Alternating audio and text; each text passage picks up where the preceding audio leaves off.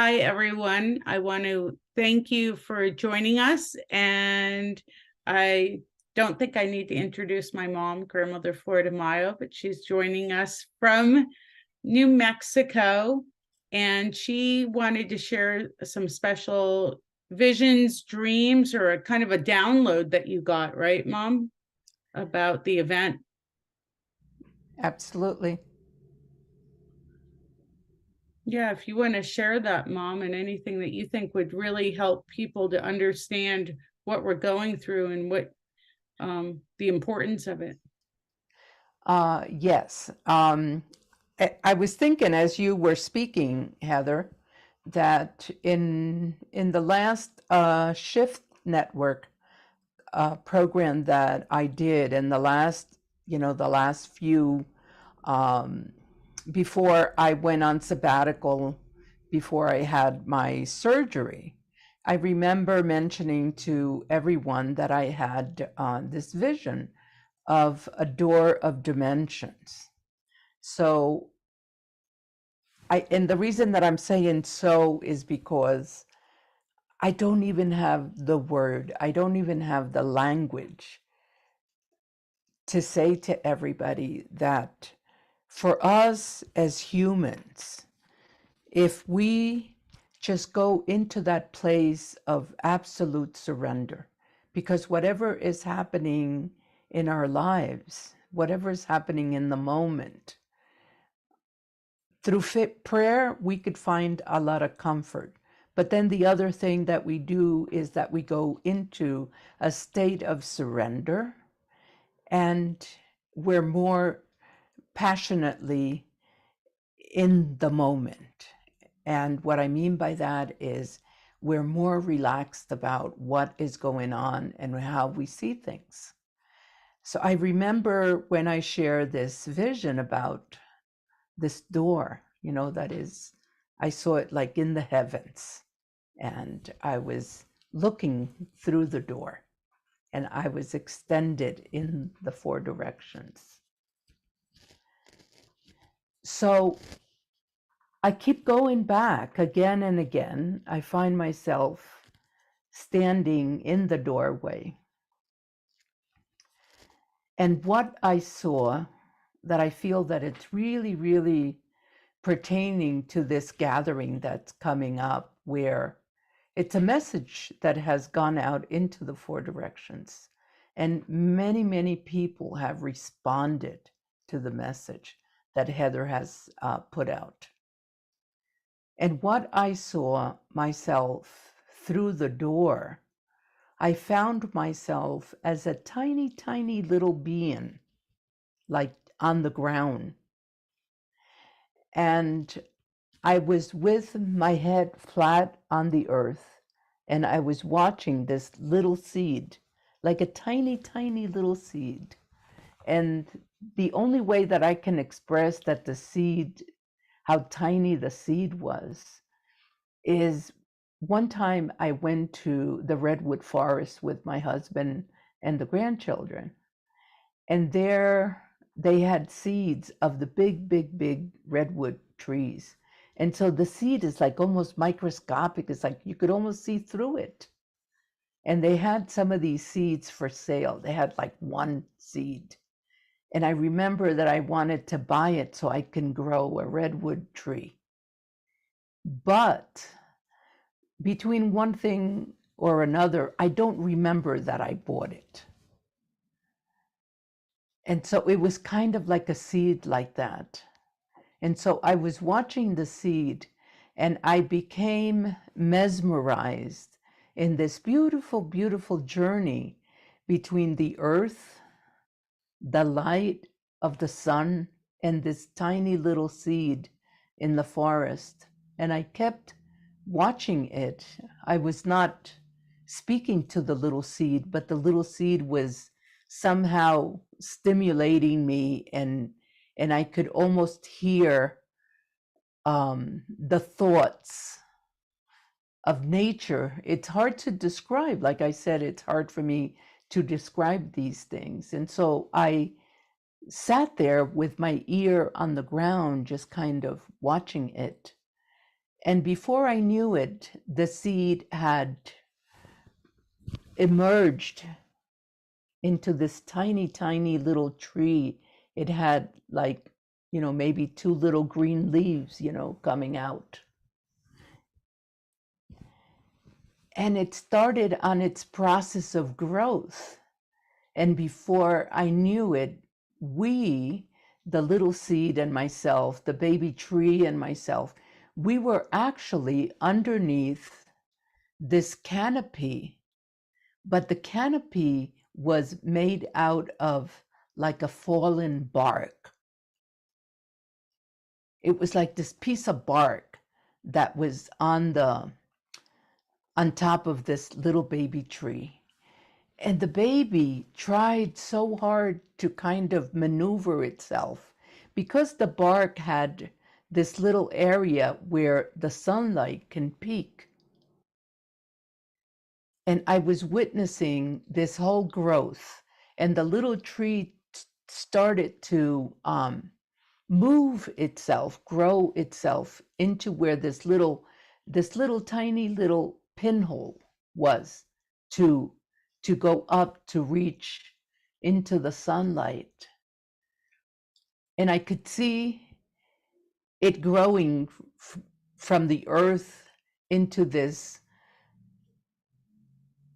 tree that had no color. It was almost like a light brown kind of little tree, like it had not received the nourishment of the sun. But as it started growing out into this little pinhole that was on the piece of bark, it started to become green and it started to grow. And I was absolutely amazed of what the little tree was doing just from the sheer knowing of how the seed has this natural way of growing, and how they fight, from the time of birth, from the time that they hit the ground. And they're so dependent on nature, they're so dependent on rain, and they're so dependent on being in a place where the sunlight can come. But here, this little tiny little baby tree was wiggling around through this bark, trying to be free and to be able to be in a place of growth. And the beauty of it is that I experienced with the little tree the hardship that nature goes through. And the reason that I felt that I needed to share with everyone is because right now we're beyond the crossroads. As humans, we had either taken a left, right, or a right to move on. And as we move, so does nature move.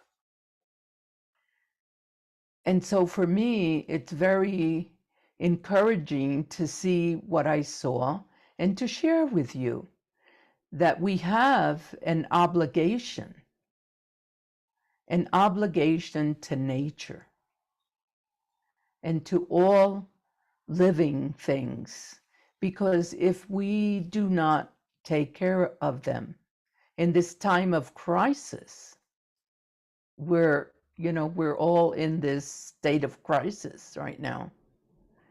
If we don't do like the slightest little thing to help, things are going to grow without that nourishment, without the nourishment of the sun, without the nourishment of the rain. And certainly they need the nourishment and the help of the humans.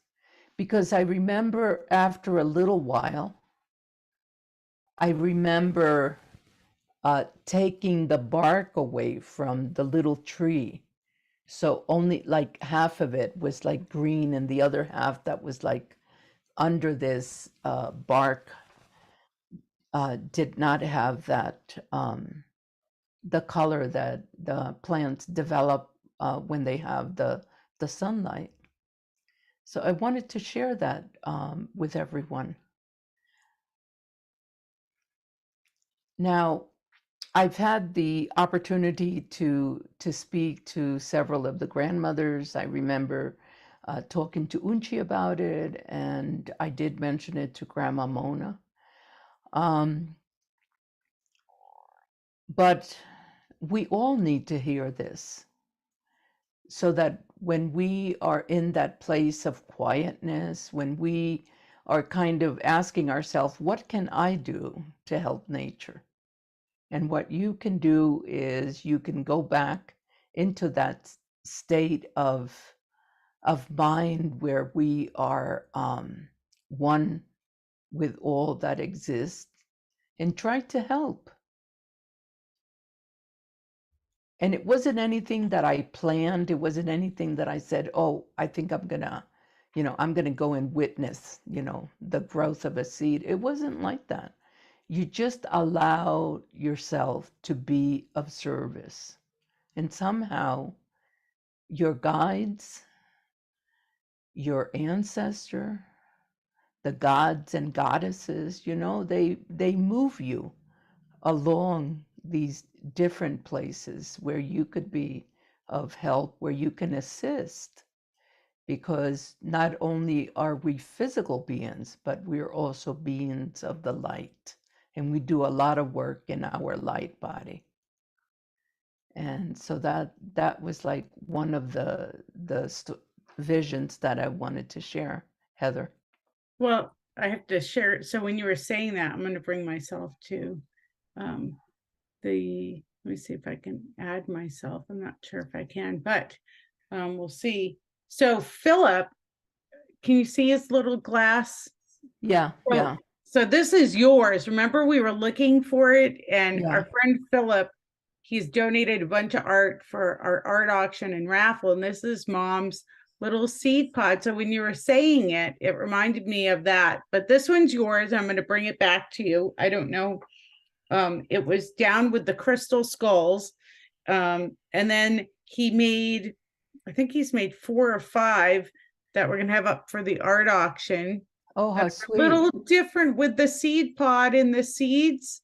And he Yeah, makes them all out of glass. Like if you could see how he just makes them out of rods of glass. And when you were sharing that story, that's what I was thinking about. And, we were, I think did you have some other visions around the event itself, Mom, or anything else that because I really feel like this is really a once in a lifetime opportunity that's not going to come around again for this wisdom group. Well, it's all gatherings are important, but this one in particular, what I was thinking about and have been thinking about is how I have been in a place of sabbatical, just kind of taking care of myself after surgery. And I had kind of rested upon you and giving you the responsibility to put this gathering together, because it's something that was kind of growing and wanting to become, but we just did not know when to do it. And it just so happened that it fell in this period of time that I am taking care of myself. And you're right, every moment is absolutely precious. And we don't know, we don't know. Everything is a mystery. The future is a mystery. And it's an incredible, incredible opportunity for us to come together. In 2024, we're going to be 20 years that the Grandmothers Council had come together. And in the midst of the council coming together, this gathering is bringing 3 grandmothers together. And one of the visions that I had to do with a prophecy that the grandmother delivered in the beginning in 2004, 20 years ago. And what the grandmothers said, we were in the middle of speaking about how is it that this grandmother circle going to exist? Are we going to have, folks behind us that are going to continue? And I remember that we decided as a group that we were not going to have any successors, that we were not going to have anyone behind us, that the Council of 13 Indigenous Grandmothers, it's just one council. It will exist as one council. And when all of us, or some of us, have our hearts on the ground, then we exist in that place of spirit. And what the prophecy is, it's exactly that the grandmothers are going to continue doing their work in spirit. And so, as I am here in this place of healing, I had the opportunity to be in the circle with my grandmother sisters that are in spirit. And grandmother B, Grandma Rita B from Alaska, came out of the circle and she put her hand out to me and she called me to come into the inner circle to receive healing. And I was able to receive that spiritual healing from my grandmothers, from that circle of grandmothers in spirit. And so this is really, really important for us to remember that this circle of grandmothers are going to continue their work, and they're doing it. It's continuing. And in the vision, I saw the circle of grandmothers. It was like looking at a wheel. And in the center of the wheel were the grandmothers. And in the outside circle were those grandmothers that are still in their physical body. And outside on the third circle were the children, like Heather and her family, and Mona's children, and Unchi's children, like all of the grandmother's children. And then outside of that was the rest of all of us that have traveled with the grandmothers. And it's really, really beautiful. Now, I have to share with you, it's not like I've been sitting around and saying to my grandmother's sisters, call me into your sacred spiritual, invisible circle so that I could receive some healing. I did not do that. I just put, the prayer out, for my beloved Creator to, to help me in healing, because, we all can need and can use some healing. So that's the other vision that I had. And of course, it's kind of like I have to put things together in my mind, to deliver more visions and dreams that I've had. But I think for the moment, I just wanted to greet you, Today in the Mayan calendar is the day of Noh, which is the day of knowledge. This is the day in which we share our wisdom.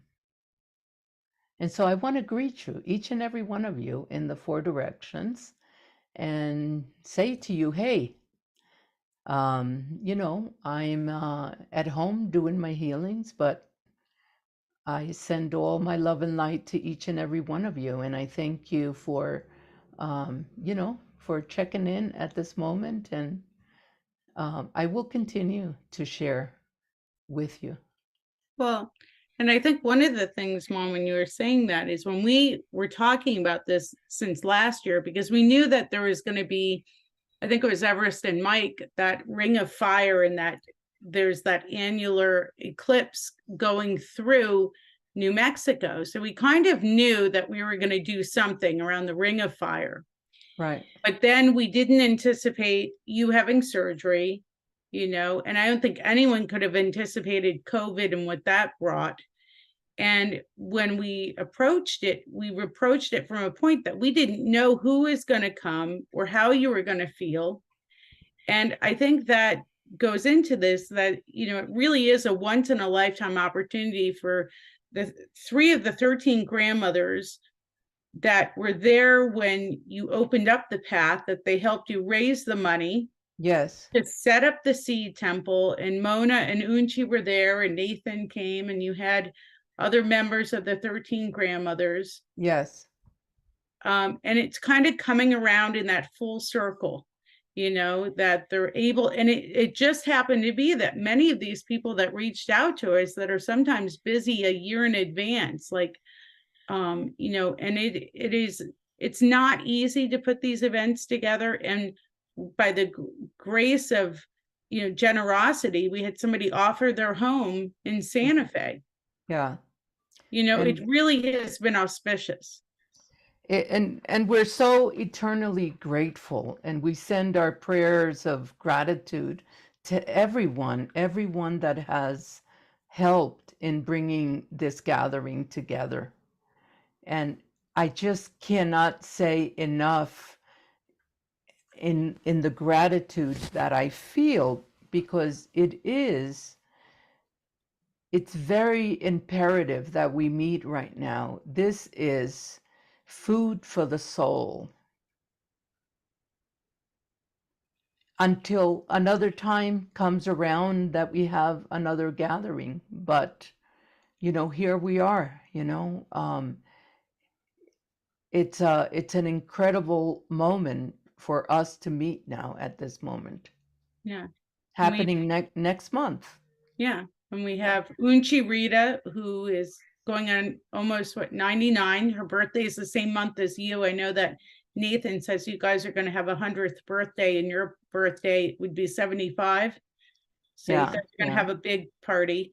Grandma Mona Palaka, grandmother Davy Tide, Moitu is coming from New Zealand. She's a grandma. Yep. I think she's great grandma. Great grandma, yeah. Yep. Yeah. And grandma, I think also Ayla is a great grandma. Yeah. Moitu's sister Hato is a great grandmother. Nathan's coming. Leanne, our seed keeper, is coming. Bill McDormand's coming. We also have Penn, who is on our last seed call, who's in Colorado. She said, "Oh, I'm coming."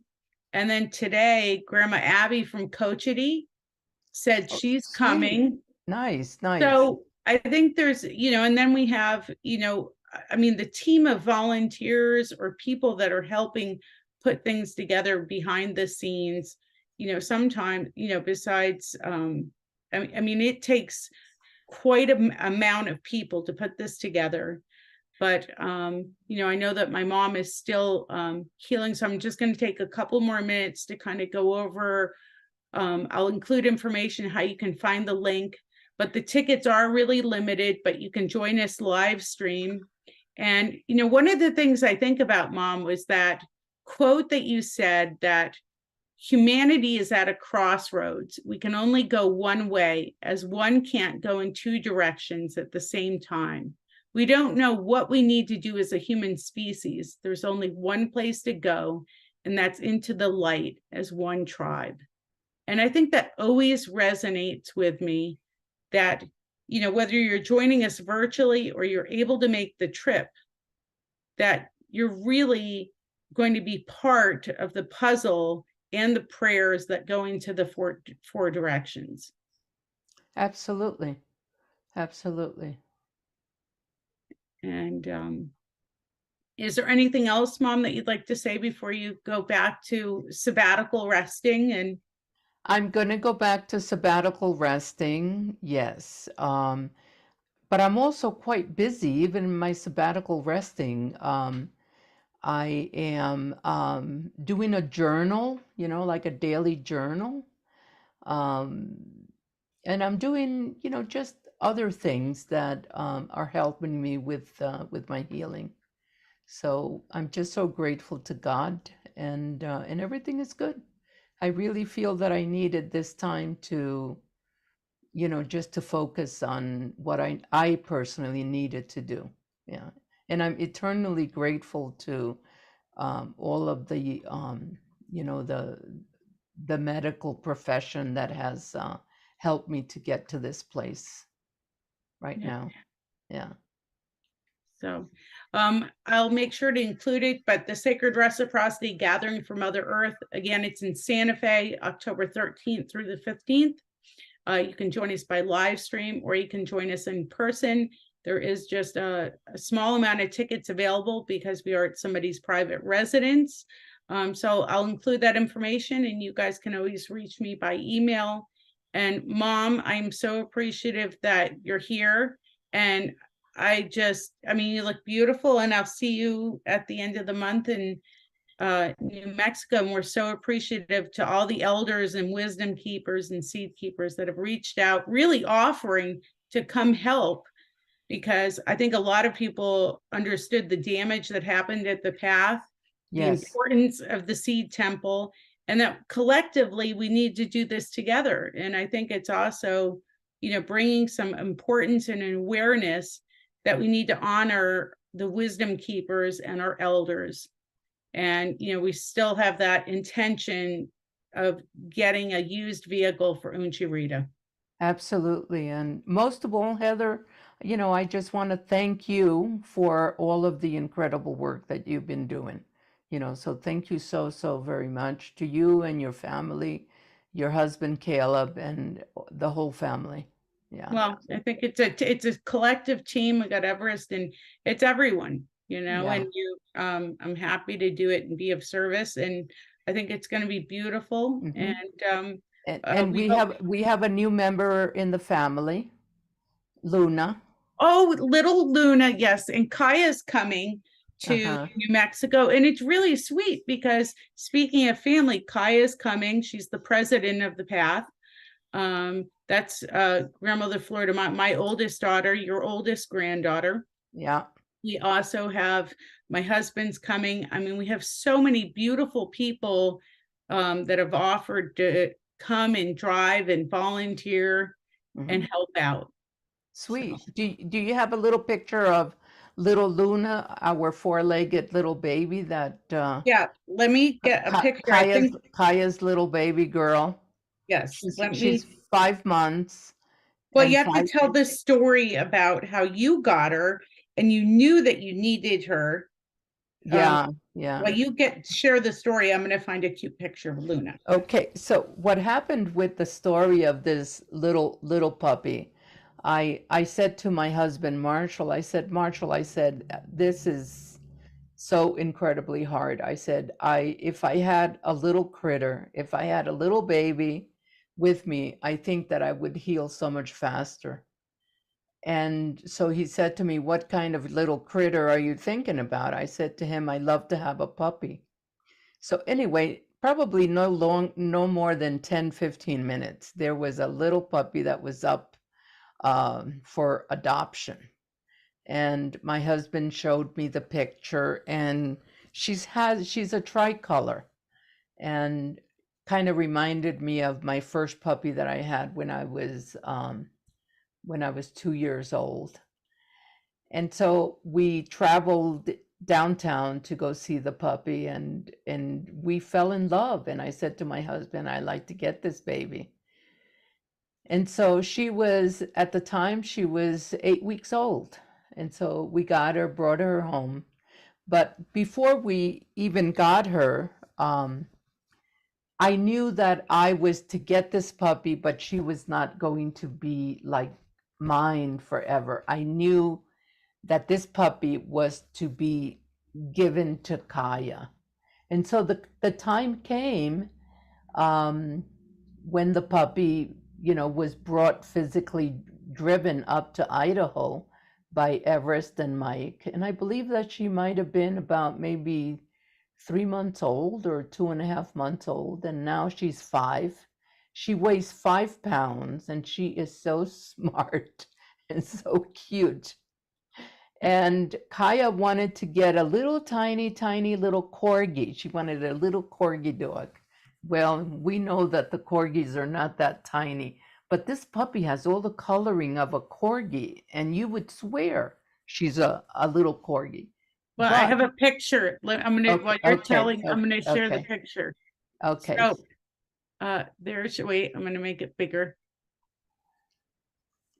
yeah, You see her? So that's yeah, her yeah, sleeping at our house, with the little stuffed animal of Junebug. yeah, that's really cute. Kaya sent me one today where she had her new little harness with little flowers on. Did you see that one? Yeah. Yeah. But I think, like you said, we don't know when things are going to come into her life. And my daughter actually It was came in in a the blessed perfect time of her life. It was the perfect time, and she's to the having such day, a to the day. grand time with her baby. She loves her little girl, she calls her. It's so cute. Yeah. And I just, so we have a new member of the family, and that's what I wanted to share with everybody. It's all this, good stuff. Yeah. Well, and I think it gives you hope that even when we're having a hard time, which your surgery was hard, that there's always light at the end of the tunnel. There's always hope. Absolutely. Yeah, yeah. And we have to find what helps us. Yeah. And then I found that it was a little bit too much when I called Kaya and I said, Kaya, I have this little baby girl over here, and would you like to have her? I mean, I would not have just, given her away like that, but I knew that it was meant to be Kaya's puppy, and it was so to the point. It's just a beautiful, beautiful family. Her and her boyfriend and the puppy, they both wanted to get a puppy, and Yeah. it seemed like they had spent like years trying to adopt the puppy. They did. And Yeah. they, and I know Dad would always send pictures and different things.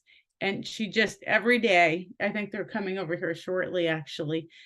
So her and Lunacita are gonna come, and how cute, Yeah. So she really just, and I think that's it. We can only do what we can do, but it's keeping the faith to know there's just a bigger picture in what we're supposed to do. So, Yeah, Mom, I'm absolutely. going to let you go back to resting.